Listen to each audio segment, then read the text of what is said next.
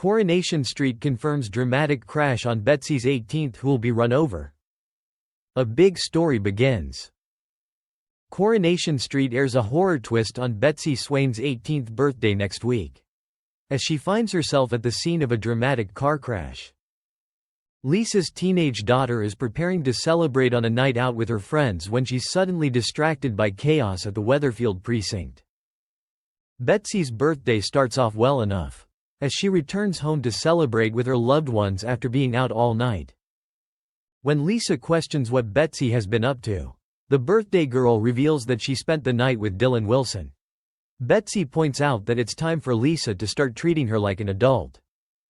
Later, after some drinks with her family, Betsy announces that she's off into town with her mates to continue the celebrations, still determined to assert her independence. She leaves a voice message as she walks through the precinct, but all of a sudden there's a loud crash as a stolen car hits something.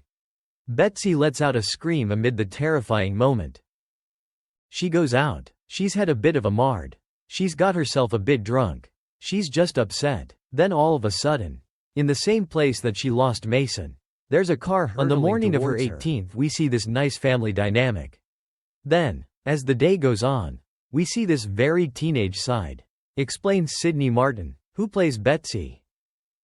I think it's the wake-up call that she needs her mom. She needs Carla. She needs Ryan. And she needs this family unit. Although grief is such a horrible emotion, you can rely on the people around you. It doesn't make you weak. It doesn't make you a child. She needs to see they're not trying to treat her like a child. They're just trying to understand her. Just before the crash, it was her mum that she was reaching for. It was her mum that she was leaving a voicemail for. She is grateful to her mum. And for Carla for stepping into this motherly role now. This is a wake-up call that life can be taken away in a split second. The car incident comes as Dylan and Brody Michaelis continue to do Carl Webster's dirty work by stealing vehicles around the area.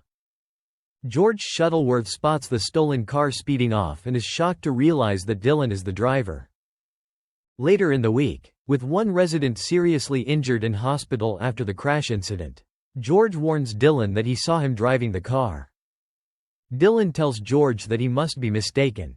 But will the Undertaker accept this? And was Dylan responsible for the crash? Thanks for watching and stay tuned for more movie spoilers next week. Goodbye and see you again.